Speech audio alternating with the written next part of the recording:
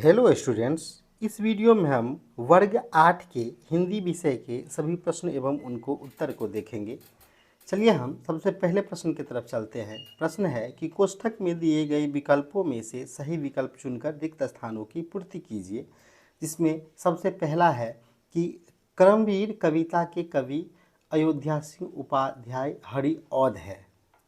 इसके बाद है कि फणीश्वर नाथ रेणु की ठेस कहानी में मिथिलांचल की लोक संस्कृति का प्रभावी वर्णन है।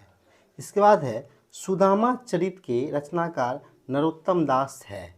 इसके बाद है कर्पूरी ठाकुर का जन्म समस्तीपुर के निकट पितौंझिया नामक गांव में 24 जनवरी 1921 को हुआ था। इसके बाद है विचारों की पूर्णता को प्रकट करने वाले शब्द समूह को वाक्य कहते हैं। अब हम अगले क्वेश्चन की तरफ चलेंगे।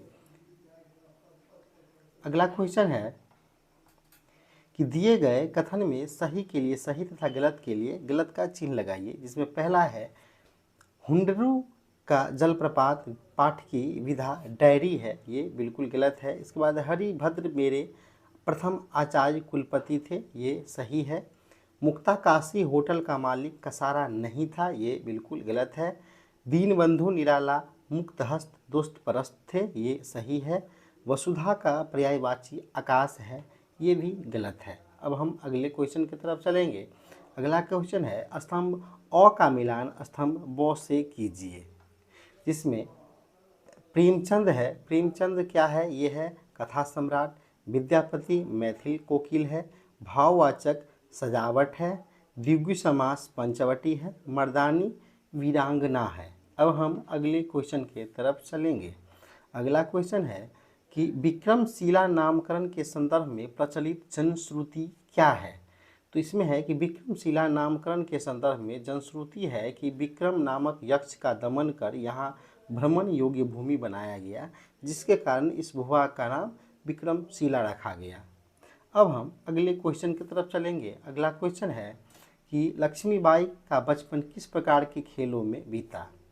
तो लक्ष्मीबाई का बचपन प्रायः शिकार खेलने में, नकली युद्ध करने में, व्यूह रचने में, व्यूह तोड़ने में, सेना को घेरना, सेना से घिर जाने पर उससे निकलना, दुर्ग तोड़ना आदि प्रिय खेल खेलने में बीता। अब हम अगले क्वेश्चन की तरफ चलेंगे। अगला क्वेश्चन है कि कर्पूरी ठाकुर को कौन कौन सा कार्य करने में आनंद मिलता था? तो कर्पूरी ठाकुर को चरवाही करने, ग्रामीण गीत गाने, डफली बजाने तथा प्रीतों की सेवा करने में आनंद आता था। आज की वीडियो में बस इतना ही। वीडियो को अंत तक देखने के लिए आपका धन्यवाद। आपका दिन शुभ हो।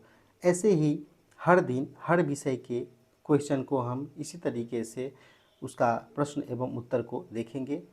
इसलिए मेरे चैनल को सब्सक्राइब नहीं किए हैं तो सब्सक्राइब करके घंटी वाला बटन ज़रूर दबा दें। धन्यवाद।